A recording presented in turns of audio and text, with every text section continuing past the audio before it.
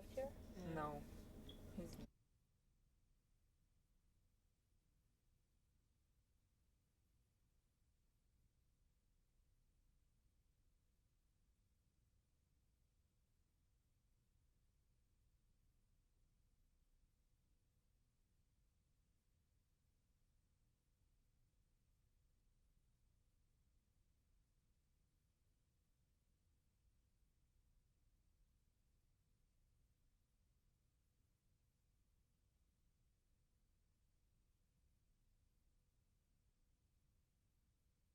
Is just for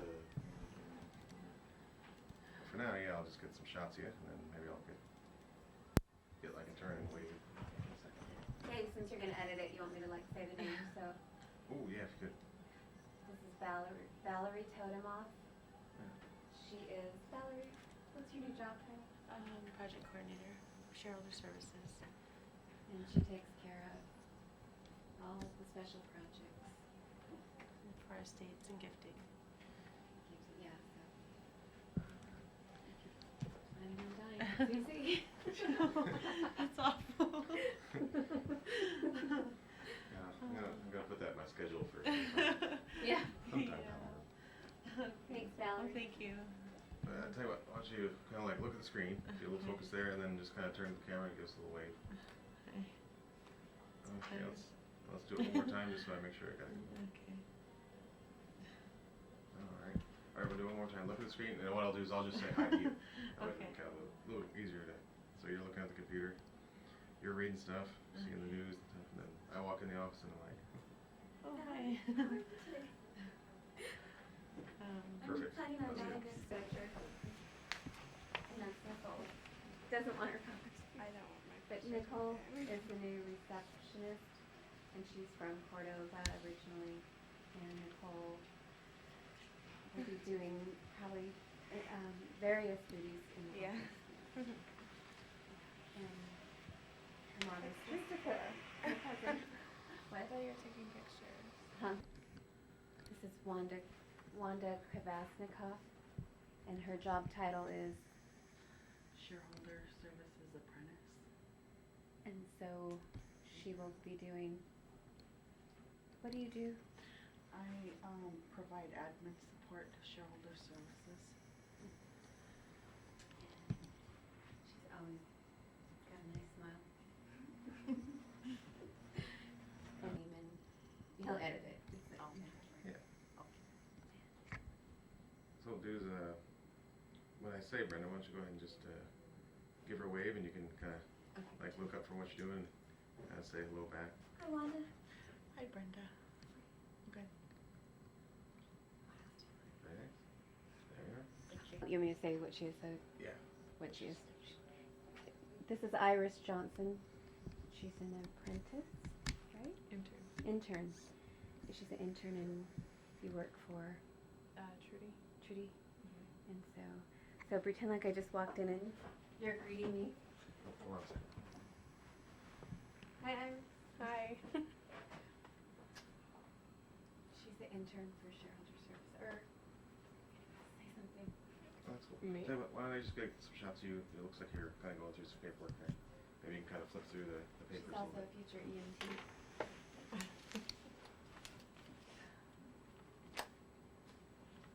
Darlene Holt, you have a call holding on 712. Darlene Holt, you have a call holding on 712.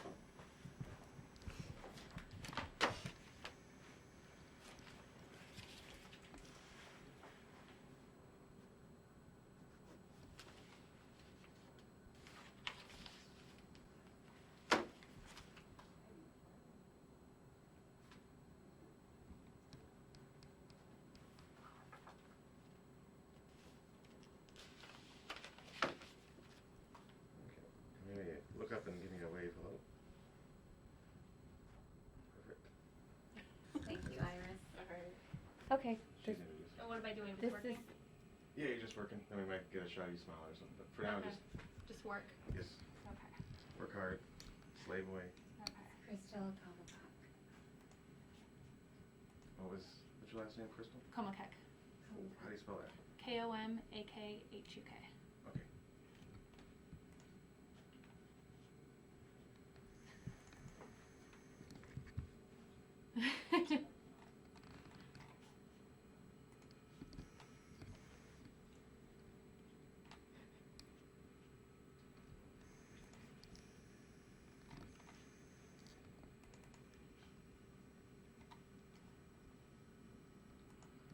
pretend Brenda just said hello. Give her a little wave. Hello. Hi. Very good. Thank you. Thank you. Resource Mhm. and admin assistant, right? So what was that again? Cultural resources admin assistant. Yep. She works for John Johnson, Mhm. who's the vice president of cultural resources. Is John in? He'll be in a few hours. Okay.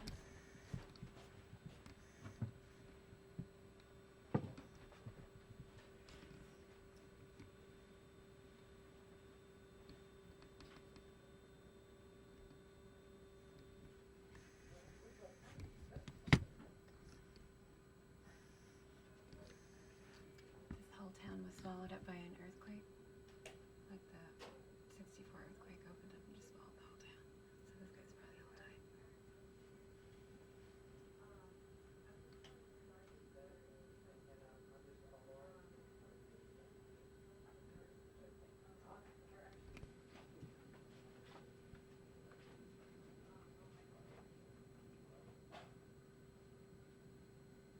Sherry's great-great-grandparents or something, because it's Chititlic.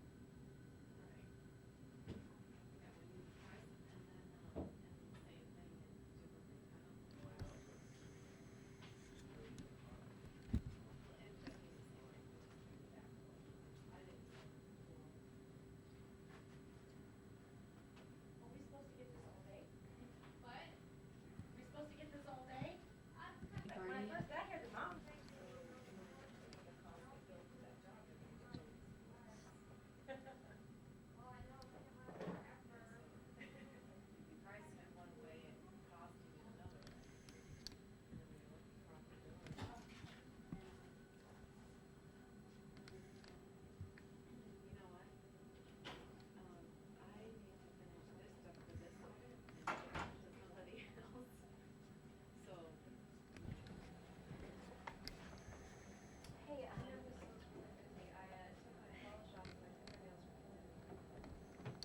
do you have the, these to kind of do little video clips of pictures?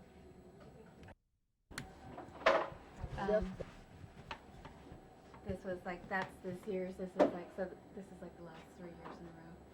We've been, top 49ers and stuff. The one we were talking. It'd be handy, yeah, if we can maybe get those up, because I only need a couple seconds of video, because once I have it in the computer, I can manipulate This is in it. 2002. Can put it in.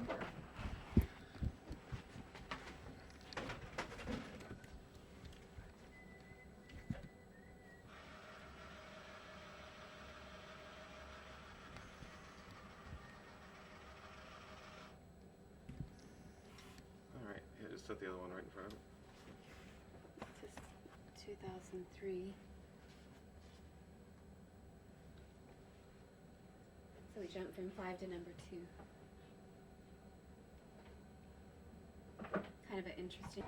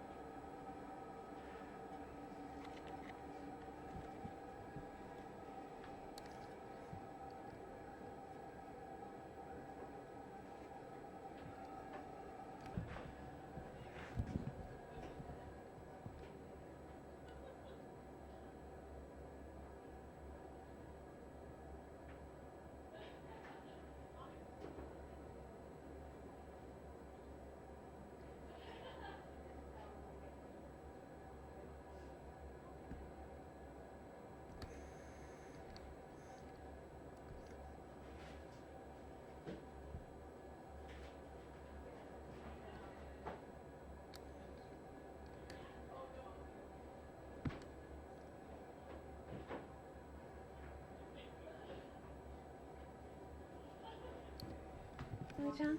Hi. Millie Johnson's the shareholder employment coordinator for Chugach. So you see if you want a job. So So what am I doing? it's just Get a couple seconds of video of you. Oh, okay. Yeah. What I might do is maybe have you just like kind of walk out of the room and kind of say hello. Okay. That'll work for us. Hold on a second. Oh, you want to come out first? Oh, it's only gonna be 2 Or seconds. did you want me to do orientation? Because I can do it if you're gonna be.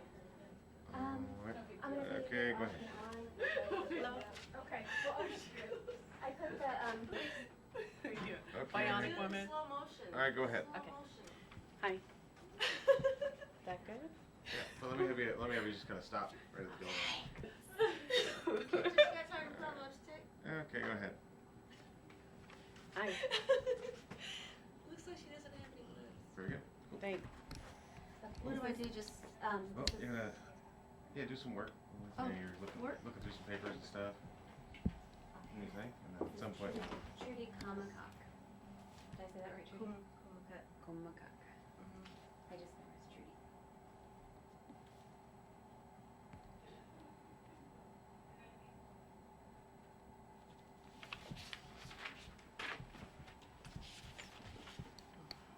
Am I supposed to be just looking at my papers and? You're just doing some work here. What do is if you're good, I just walked in the door and I said, oh, hello, Trudy. Oh, hi. Very good. Just say your name and spell it for me. Okay, my name is Jim LaBelle. Last name is spelled L-A, capital B-E-L-L-E. All right. Did that come out okay? Yeah. Sound okay? And is there currently any title that you would like us to use? Title, let's Yeah. see. Oh my goodness.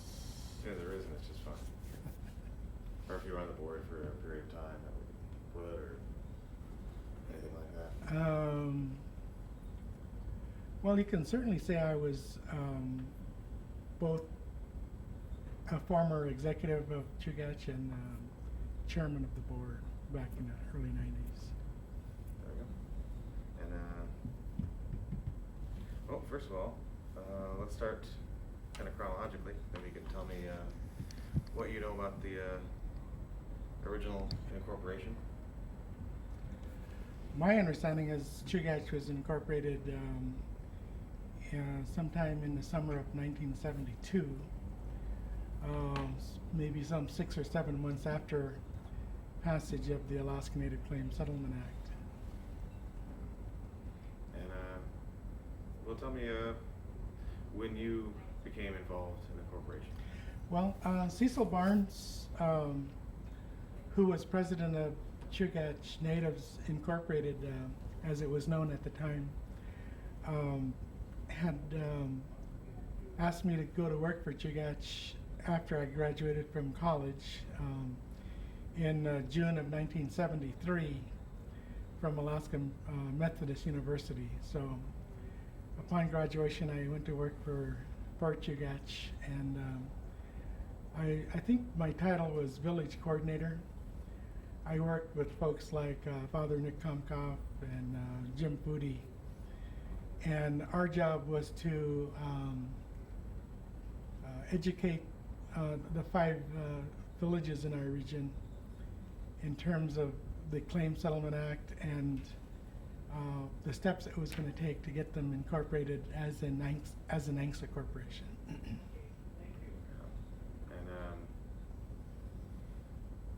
well, tell me where you went.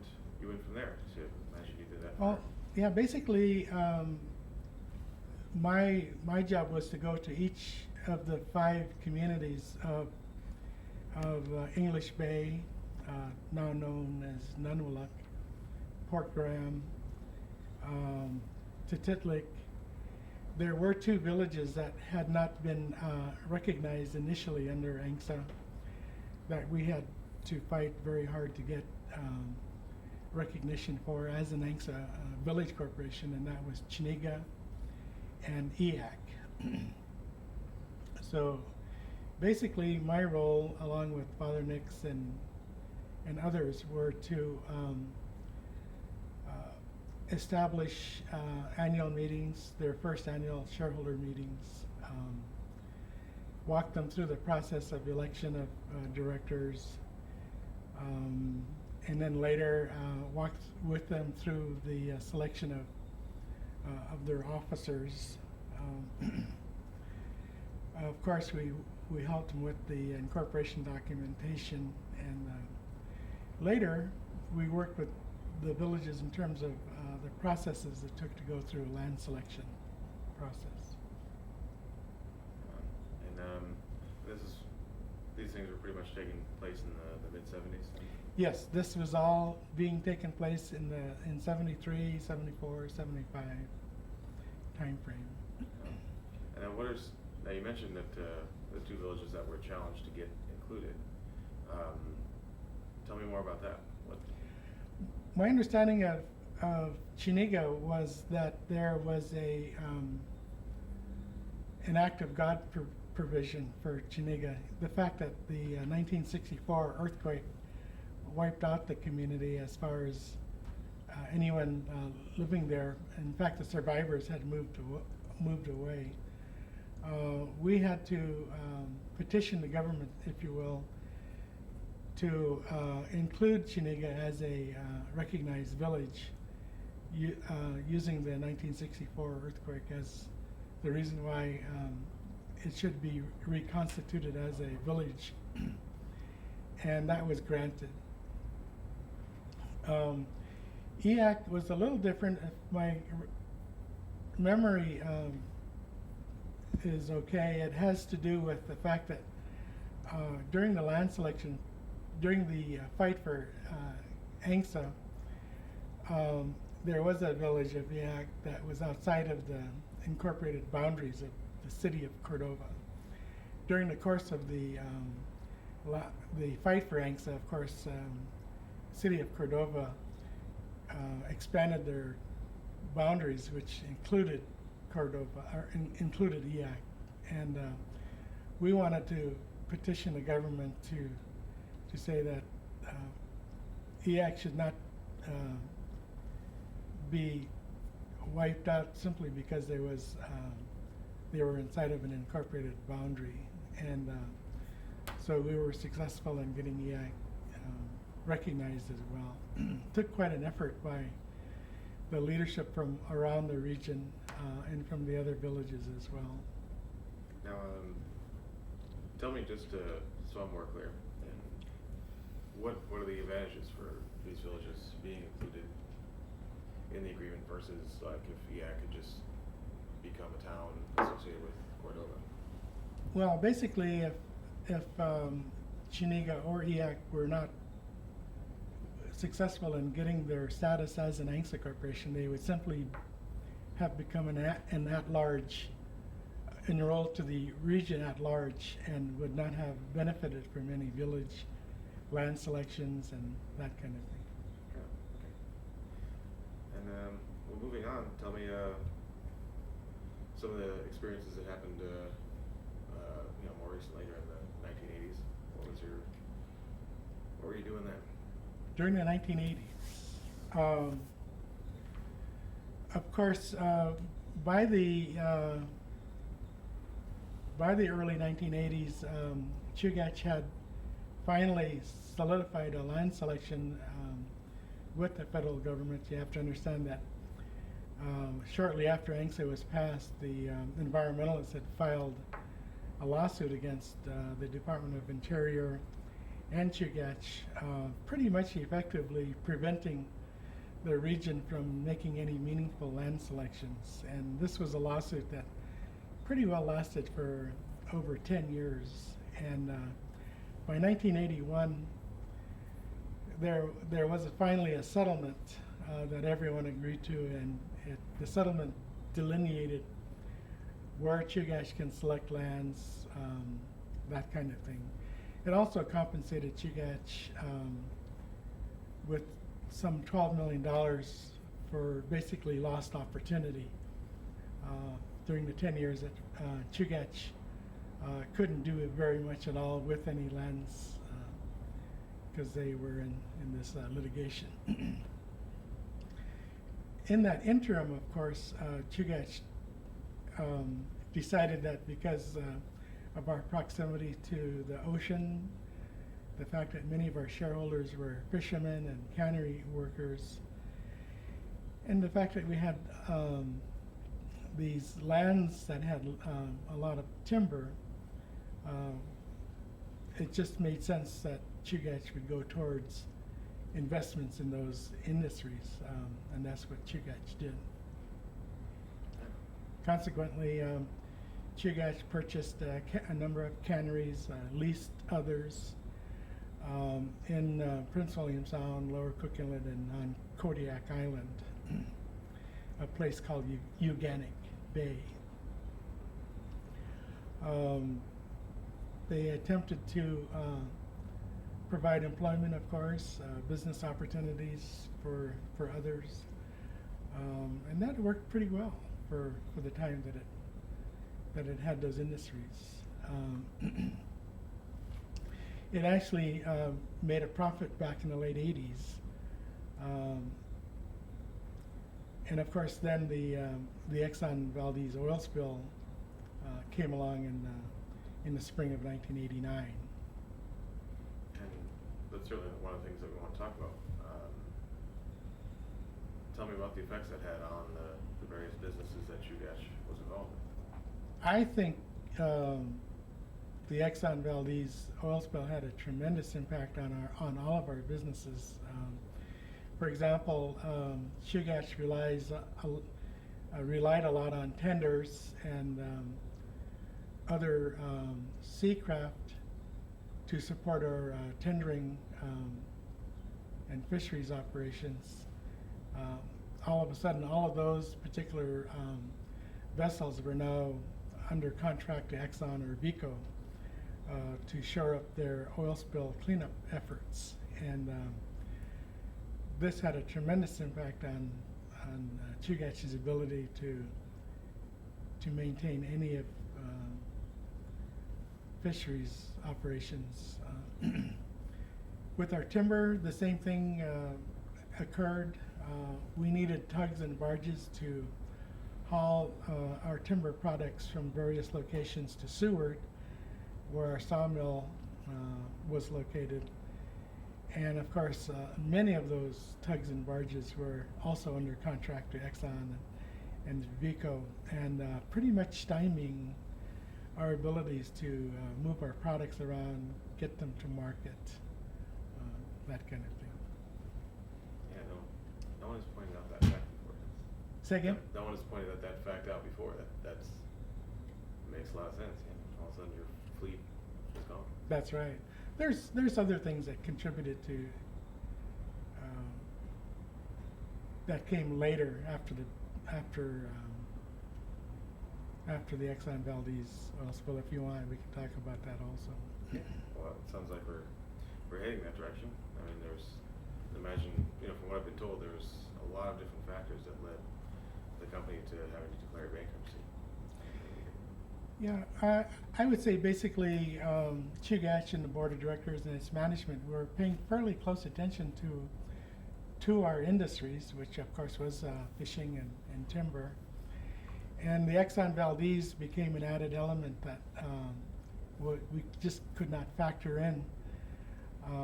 So our attention, of course, started going more towards how can we prevent or protect not only our regional corporation land selections and resources, but also those of our own villages as well. So our attention was divided by the Exxon Valdez. Also, the kind of industries Chugach was in is the kind of industries where you have to put a lot of money up front. You have to buy a lot of labor, supplies, materials. You have to contract for services. And a lot of these expenditures are done early on in the calendar year. And unfortunately, in fisheries and timber, we had to make these large cash outlays for both of these industries at the same time. And during the summer of 1990, both of these industries, the world markets declined rapidly, and they declined so quickly that Chugach was unable to catch up and make the adjustments it needed to make to stave off the financial hardships that it eventually had to make with the filing of bankruptcy in March of '91. So there's a lot of misunderstanding about bankruptcy. There's a lot of hysteria, a lot of misunderstanding. By all means, if we had the power to control the world market prices in fish and timber, we would have done it simply to maintain our own business structures. But unfortunately, we just didn't have that. We don't have those kind of powers, and a lot of the cash outlays that we made could not be recouped in time, and forcing us to file Chapter 11, and so we're at that juncture. Now, were you around? Were you taking part in the board meetings at that time? Yes. So tell me, maybe good. What was it like to be in some of those meetings at that point in the corporation's history? Well, unfortunately, well, I guess in order to understand that question better, we had two operating boards of directors. We had an operating board of directors for timber, and we had an operating board of directors for fisheries. And we, of course, we had the parent company board of directors.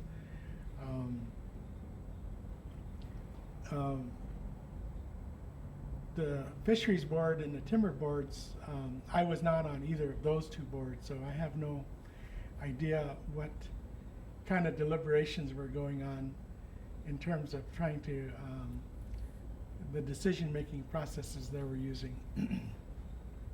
I was on a development corporation board that was involved in other activities. So, were you like kind of involved in when the decision was actually made to declare bankruptcy? Yes. And Certainly. Well, certainly there was. It became very clear that by disclosures from our management that we were unable to make good on some of our banking payments, our debts to creditors, and we had to figure out what was the best process to protect ourselves from being forced into a more serious situation like a Chapter 7, for example. And looking around, we found that filing Chapter 11 was the best way to help us reorganize the company. It was pragmatic. It was done with a lot of thought.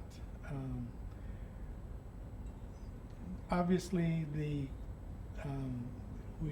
we needed protection from our creditors so that we can take the time to help reorganize our company, and that's what we did. During a 16-month span of time, we decided that we needed to get rid of old management.